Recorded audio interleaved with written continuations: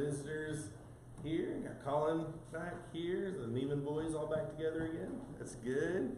So it is good to have all of you. I'm glad to see all of you here tonight. We are in Matthew 24. We are in Matthew 24. Let's see here. So let's start in verse 45. Who then is the faithful and wise servant, whom his master has set over his household to give them their food at the proper time? Blessed is that servant whom his master will find doing when he comes.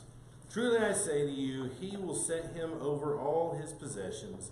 But if that wicked servant says to himself, my master is delayed, and begins to beat his fellow servants, and eats and drinks with drunkards, the master of that servant will come on a day when he does not expect him, and at an hour he does not know, and will cut him in pieces and put him with the hypocrites.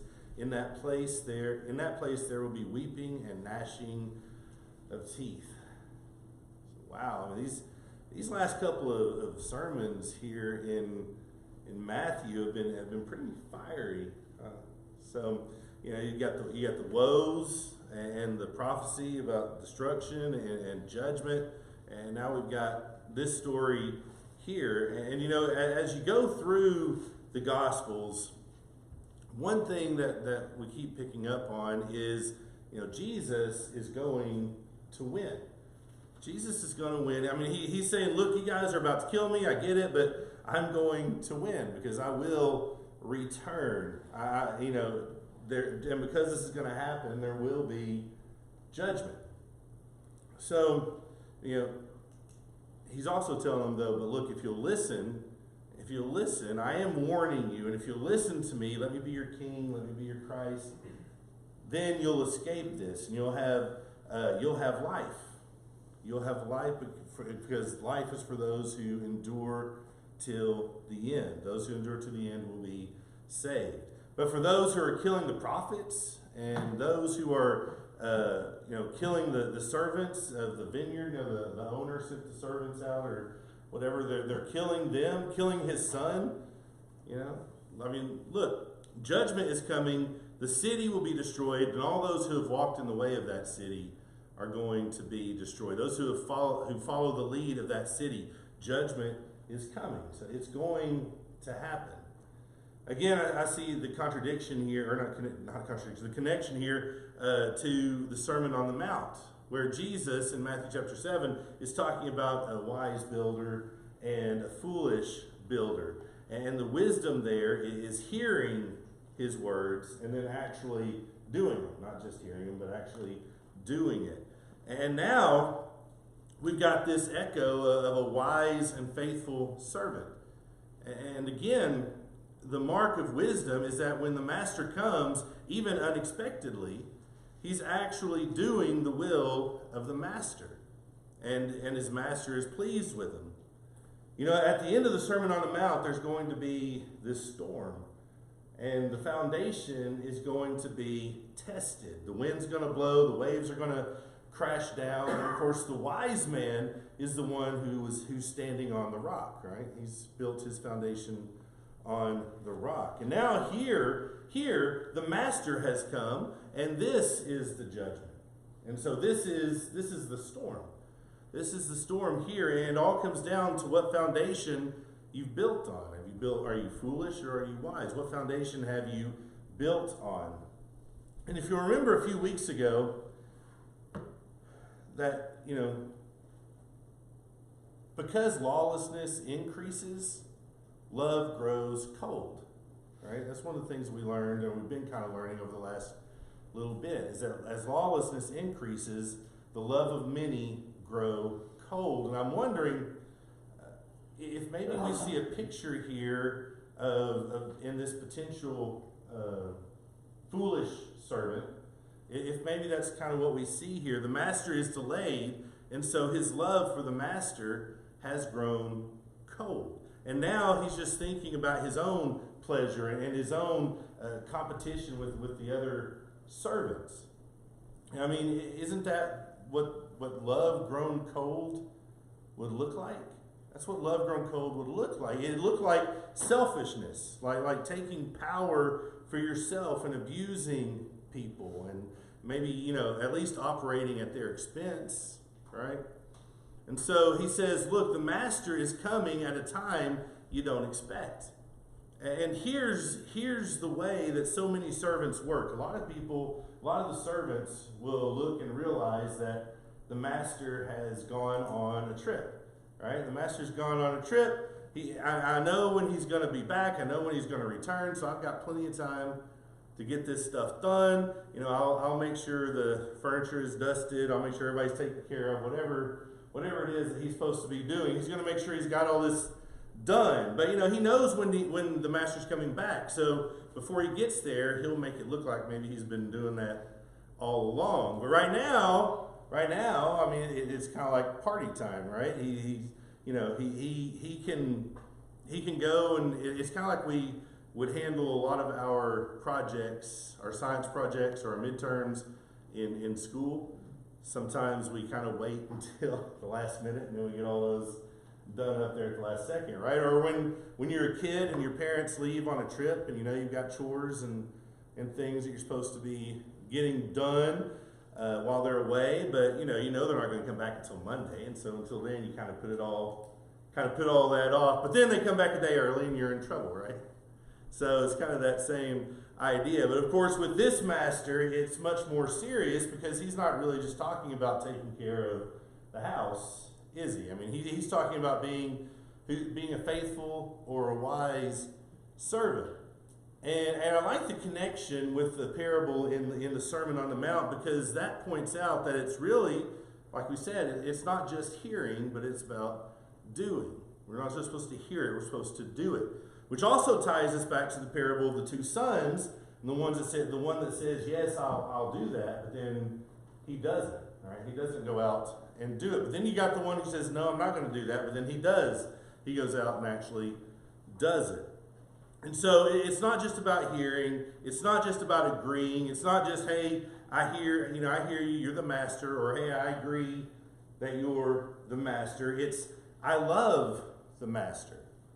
I love the master, and so I'm going to do what the master said, whether he's coming today or whether he's coming tomorrow. I know that this is what the master wants. This is the way he wants me to behave, and so this is what I'm going to do. That's what I'm going to do. It's such a severe judgment upon this wicked servant. But, he knew what he was supposed to do, and he went against the master anyway, right? I mean, he knew what he was supposed to do, and he didn't do it. He went against that. And, you don't say that love has grown cold unless you had some love or you had some fire there to begin with, right? You had to be on fire for him at some point. And so here's this servant in the household of God who had love for his master, but now it's grown cold. He's turned away from that. And now he's following his own will. And it's interesting that this particular servant that he's talking about is responsible for everything.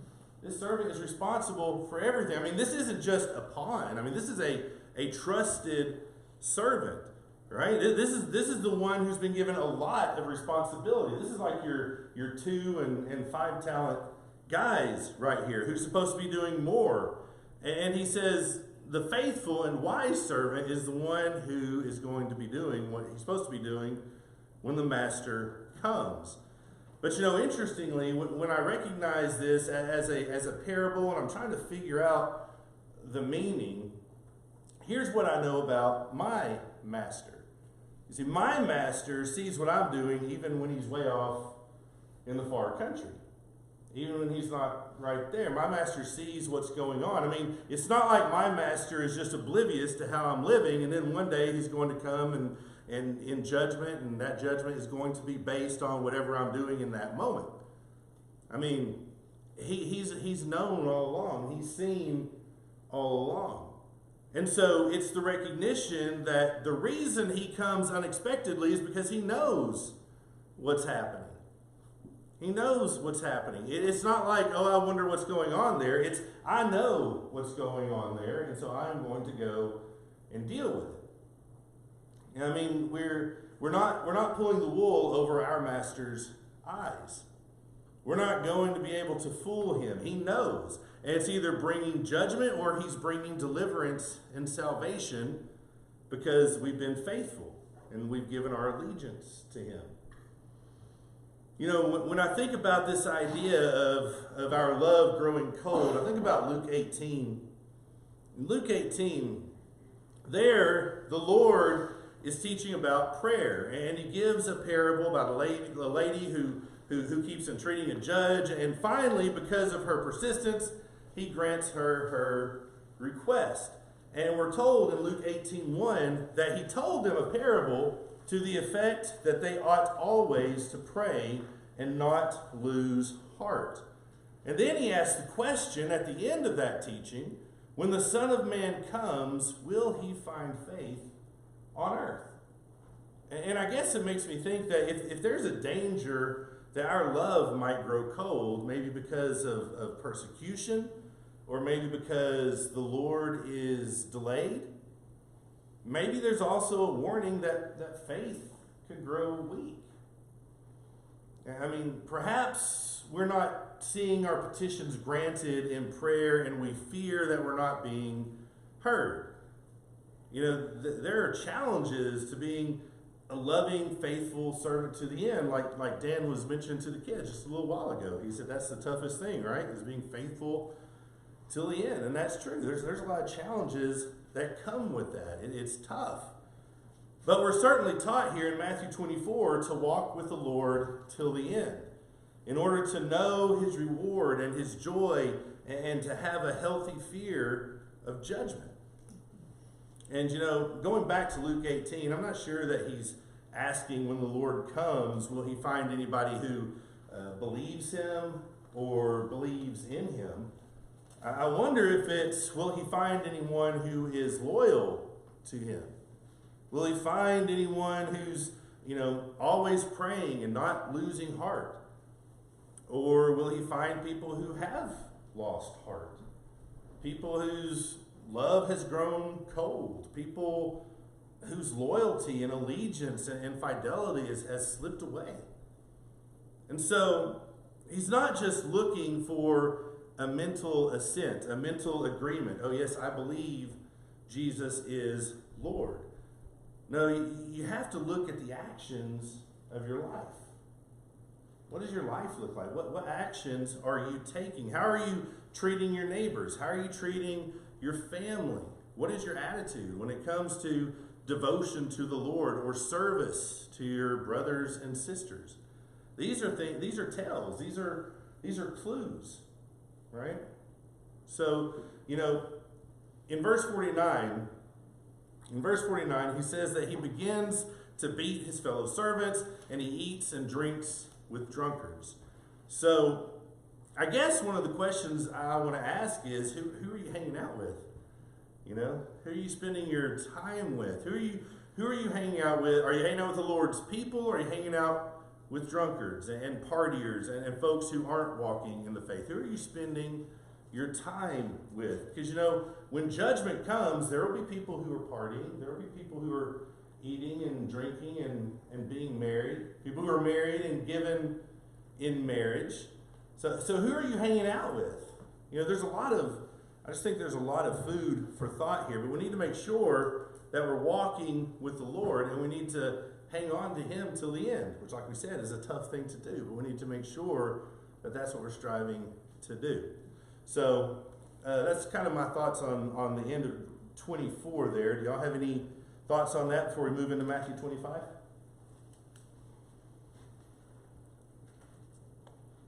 All right. So Matthew 25, we are coming dangerously close to the end of this book here. So we got a few more chapters left. All right, so let's continue on. We're going to read this first parable in Matthew 25. But I do want us to understand that this is a continuation of the sermon that Jesus is preaching in chapter 24. It's not, oh, here's a chapter break, and so now we're heading into something new. We're continuing on, and we're going to continue with this parable here of the 10 virgins. So let's read Matthew 25, verses 1 through 13. It says, "Then the kingdom of heaven will be like 10 virgins who took their lamps and went to meet the bridegroom. 5 of them were foolish, and 5 were wise. For when the foolish took their lamps, they took no oil with them. But the wise took flasks of oil with their lamps. As the bridegroom was delayed, they all became drowsy and slept. But at midnight there was a cry, 'Here is the bridegroom, come out to meet him.' Then all those virgins rose and trimmed their lamps. And the foolish said to the wise, 'Give us some of your oil, for our lamps are going out.' But the wise answered, saying, 'Since there will not be enough for us and for you, go rather to the dealers and buy for yourselves.' And while they were going to buy, the bridegroom came, and those who were ready went in with him to the marriage feast, and the door was shut. Afterward, the other virgins came also, saying, 'Lord, Lord, open to us.' But he answered, 'Truly I say to you, I do not know you. Watch, therefore, for you know neither the day nor the hour.'" So this is kind of a scary parable. It's kind of a scary thing to think about. Some are going to be ready for the return or the arrival of this bridegroom, and some will not. And what a sorrowful thing that will be to be on the outside looking in when he comes. And looking back in chapter 24 and verse 45, Jesus asked this question: "Who then is the faithful and wise servant, whom his master has set over his household, to give them their food at the proper time? Blessed is that servant whom his master will find doing when he comes. Truly I say to you, he will set him over all his possessions." And I believe that what we're going to be noticing in chapter 25 is an expansion on the faithful and the wise servant. Specifically, this idea of blessed is the servant whom the master will find so doing when he comes. And so I guess part of that is there's going to be a delay in the coming of the master, to such an extent that some of his servants are going to become doubtful of his return. And some are going to take it for granted that they have more time before his return. But they're certainly not preparing as if they could be meeting him tonight or tomorrow. They're not preparing for that. So we're obviously not going to talk about all 3 of these tonight here in Matthew 23. But we've got the parable of the 10 virgins, which we just read. We've got the talents that we're going to talk about next time. And then we got the final one, which is it's another picture of judgment. So you've got these 3 teachings, and just as I want to encourage people not to be focused or fooled by the chapter breaks, I want to make sure that we're also not fooled by the headings on these 2, thinking that this is something new. We don't want to be published by the publisher, or fooled by the publisher headings, because the publishers give us these headings and they're great, and I'm glad they do, because it helps us to kind of see, gives us a little insight to the section we're about to read. But let's not think that these are 3 separate, distinct teachings that we're going through here. It's not told; these aren't told in a vacuum. So I think that all 3 of these are pointing back to answer the question, who then is the faithful and wise servant? And so he tells these parables, and he says, let me tell you a story. But of course, I'm not really talking about foolish and wise virgins waiting for the bridegroom. What I'm really talking about is Matthew 24 and verse 44. Matthew 24:44. "Therefore you also must be ready, for the Son of Man is coming at an hour you do not expect." That's what this is about, which is certainly echoed by this parable about the wise and foolish virgins.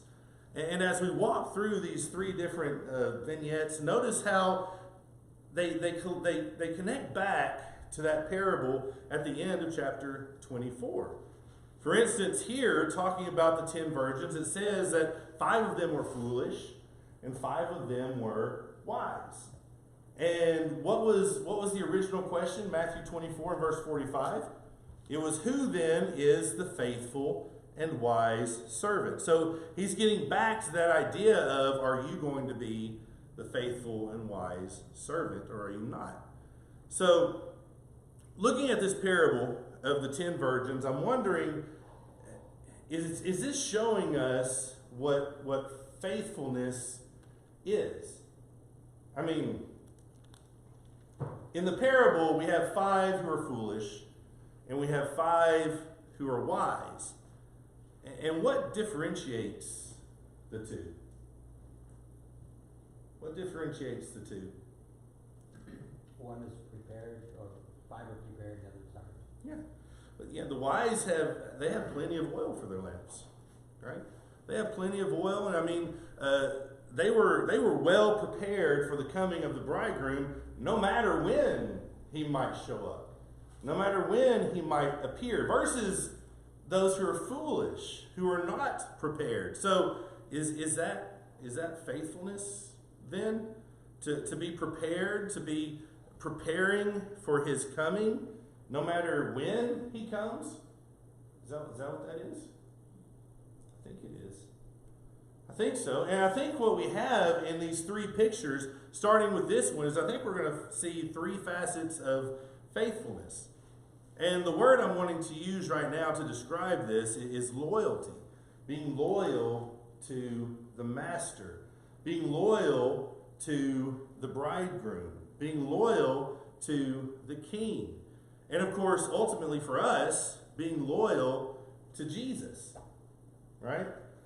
The faithful and wise servant is the one who is loyal. The one who is doing what the master has said. Who's supporting the master. Who is, benefiting and blessing the master. Who's fulfilling the role as a steward. Whether his master is there or not.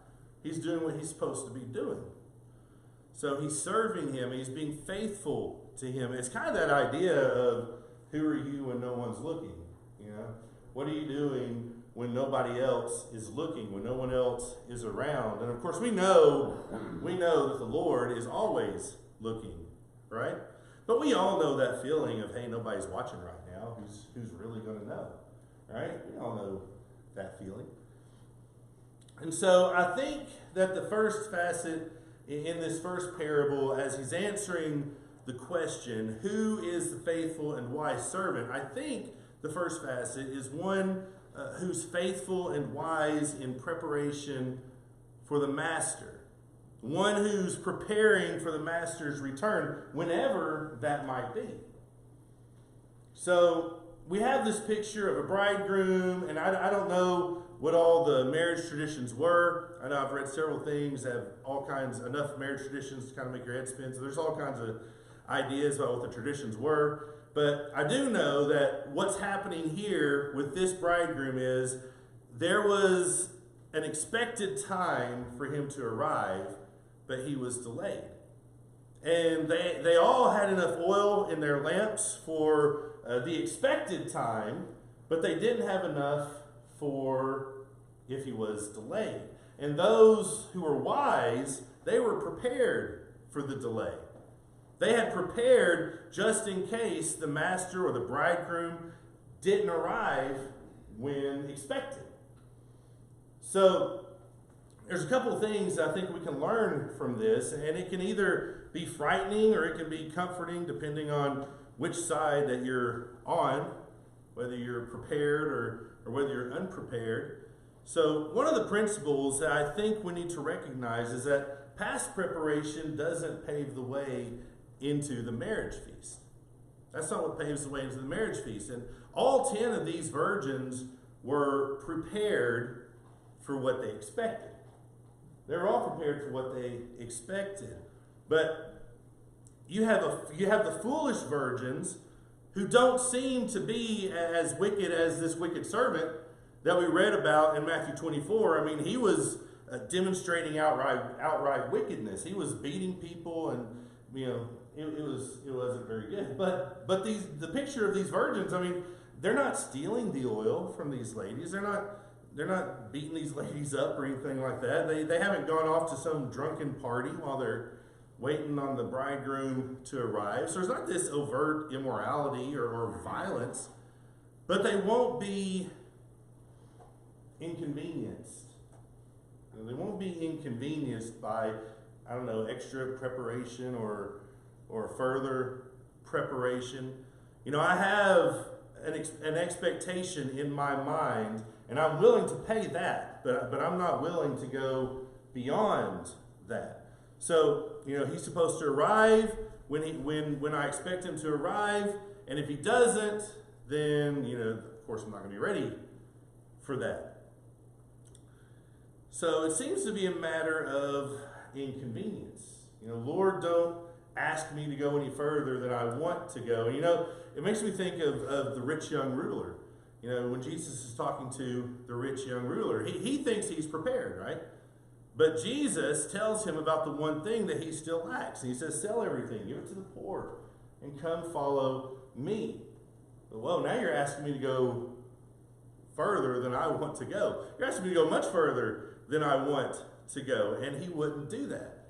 So there's an example in the ministry of Jesus of someone who was willing to meet the expectation, but don't push me further than I'm comfortable with. Don't ask for more than I'm willing to give. And if you remember back in Matthew 24,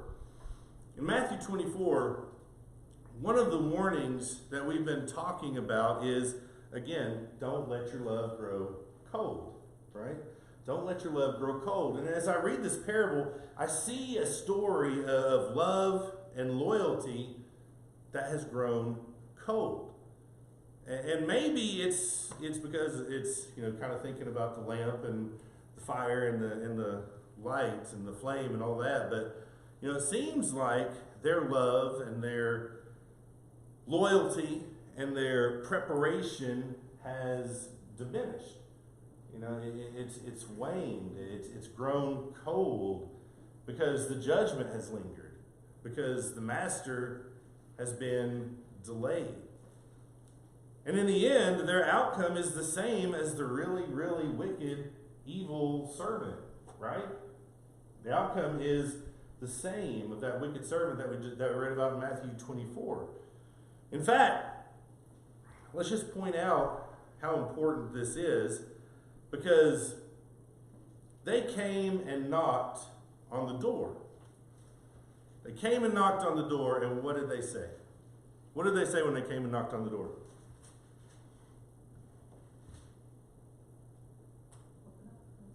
Open up first. What did he say before that? Lord, Lord? Lord, Lord? Is that what they said? They said, Lord, Lord. Then how does he respond? I don't know you. I don't know you. Does that sound familiar? Mm-hmm. Sounds familiar, doesn't it?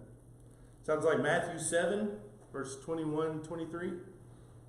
Matthew 7, verse 21 through 23. Not everyone who says to me, Lord, Lord, will enter the kingdom of heaven, but the one who does the will of my Father who is in heaven. On that day many will say to me, Lord, Lord, did we not prophesy in your name and cast out demons in your name and do many mighty works in your name? And then I will declare to them, I never knew you. I don't know you. Depart from me, you workers of lawlessness. And that's the picture right here. That's the picture that we're seeing right here. So, what we find is my past preparation isn't going to pave the way in. But here's the other thing. Your preparation isn't going to pave the way in for me. And my preparation is not going to pave the way for you. Which means I need to maintain my preparation. I need to be prepared, and it's my responsibility to make sure that I am prepared. So, the Lord is returning. That's happening. That's something that's going to happen. And I know that we can talk about this in the context of Matthew 24, and we can get into arguments about which judgment this is. But, if I'm just talking about me practically, and I'm talking about my judgment, then I need to think my judgment is coming.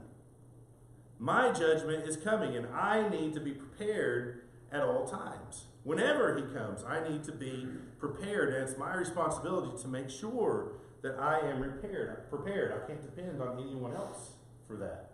It's my responsibility to make sure I am prepared. So, I believe that is what demonstrates loyalty to the master, by making sure that we're prepared. I think that demonstrates loyalty to the master. So even though these virgins weren't going off and being wicked and beating the other virgins or stealing from the other virgins, they still weren't being loyal to their master because they were only doing what they felt was convenient, right? As opposed to, I'm here for the bridegroom, whatever it takes, I'm here for him, and I'm going to make sure I'm prepared no matter how long it takes for him to get here, right? And I think you got a little bit of a different attitude in that. So I think that's something that we need to see here. So that's about all I've got on this stuff. So y'all have some thoughts or some comments before we wrap up here, or as we're wrapping up here? Yes? I think people tend to think it's gonna happen. Any day it's gonna, I hear that all the time, that all these signs supposedly are showing that God's coming back. Back then, they thought the same thing. Yeah. You don't have to wait long. We don't need to take any extra oil. Mm-hmm. All they had was what was in there. They didn't take another vessel. So many people say, oh, there's nothing you can do to be saved. They're totally not looking at this scripture, because you do have to bring some oil. Yeah, I think that's a good point. That's a good point. Got to bring your oil, right? And make sure you bring enough. And that repeats the same that in 25, 11 and 12, Lord, Lord, open up for us. And he said, truly I say to you, I do not know you. Yeah, I don't know you. Do you have something you want to say? Yeah, the comparison here we always think of is a judgment, end of times, and yet if we look at since Christ has risen and gone back into heaven, we've really lived in the last dispensation or last time period. But every man since that time, the judgment is hastened by his own death, and so we may see him come back or we may not, but it's really our own mortality that we've got to be prepared for as well, because that's when our opportunity is over. Exactly. That's right. Once we're done, it's done. Right? Good point. Thank you. Mark? Some other verses this reminds me of is in Proverbs, where it talks about the lazy or slothful person, that doesn't plant when it's time to plant, and all of a sudden harvest comes and they sleep and slumber, and then that ties in with Don too, it ties into your own mortality, or the wise man and the foolish man, what you build your house on, the rock, or foolish man builds it on the sand. It's a matter of using wisdom and common sense that the good Lord gives us to be a prudent person in so many ways in our Christian living, whether it's being ready, prepared for winter and the cold weather, and having food stored up, and providing for a family, and it all ties into the spiritual aspect as well. But Yeah. No, I think that's exactly right. It does. And then you've got, the time you've got is the time you've got, right? And during that time you prepare, and you prepare not only here, but you store up treasures in heaven, right? With the things that you're supposed to be doing. So. It'd be nice if we could just have a lamp and a 5-gallon bucket of oil. In a sense, it would be great. He can have effect. That's not it. When we repent, change our heart, mind, and purpose. From that point forward, we have to be looking at being ready. And too, you know, just carry a little extra oil, it's fine. Yeah. But the concept or the thought, but in our lives, we, from the time we make the commitment, we're dead to self, and all of a sudden now we get a totally different role. That's exactly right. Dying to self. That's exactly right. Yes, man, just, I was thinking, you know, wouldn't that be a terrible thing to have God say, I never knew you? And you know, getting back to the oil and things like that, we gotta make sure we have our oil, which is the Word of God. We have to know what it says and what God expects of us. Then it's our responsibility to do what God expects of us and, make sure that we're, right with God in all the way, and we have to study His Word every day, and, there's a lot of responsibility on our part too, if we wanna have a home in heaven someday with Christ. That's right. That's the last thing you want is for Yeah. God to say, I never knew you. Right? And we can get so caught up in the things that we think are important or thinking that we're doing the right thing, but if we're not searching the scriptures and making sure that we're doing the things that we need to be doing, we could hear that. We don't want to hear that. Good points. Thank you all. I appreciate it.